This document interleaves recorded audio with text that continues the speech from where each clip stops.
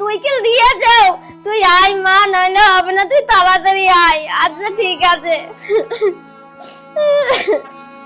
জামাই, এ জামাই, ঘরটা পুরো নিবংসে, তাড়াতাড়ি বেরিয়ে আয়। তুই আমার মেয়ের গায়ে হাত দিয়েছিস, তোর এত বড় সাহস। খবরদার চিল্লাবেন না, এটা ভদ্রলোকের বাড়ি বলে দিচ্ছে। চিল্লাবো না মানে? অবশ্যই চিল্লাবো, আলবাত চিল্লাবো। তুই আমার মেয়ের গায়ে হাত দিয়েছিস কেন? চুপ করেন, না হলে মেয়েকে তো 2 কিল দিয়েছে, এবার 1 কিল আপনাকেও দেবো।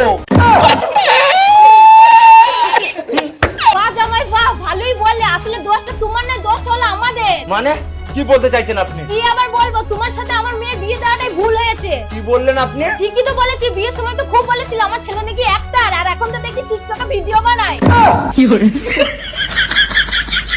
আরে বলো, এবার তো কিছু বলো না, মুখে কুলো বেটেছো। হ্যাঁ হ্যাঁ বলছি, আপনার মেয়ে কোনটা ভালো।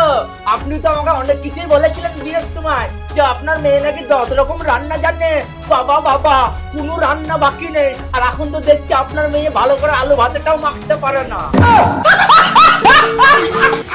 যত সব। দাঁড়াও জামাই, তোমার খুব কথা হয়েছে। উকিলের সাথে কথা বলে না তোমাদের ডিভোর্স করে দেবো। হ্যাঁ তো দেন না, কে মানা করেছে? কিন্তু ডিভোর্স দেওয়ার আগে আমার যে 5 লাখ টাকা নিয়েছেন, এই টাকা সুদে আসলে ফেরত দিয়ে তারপরে আমার ডিভোর্সের কাগজটা রেডি করবেন।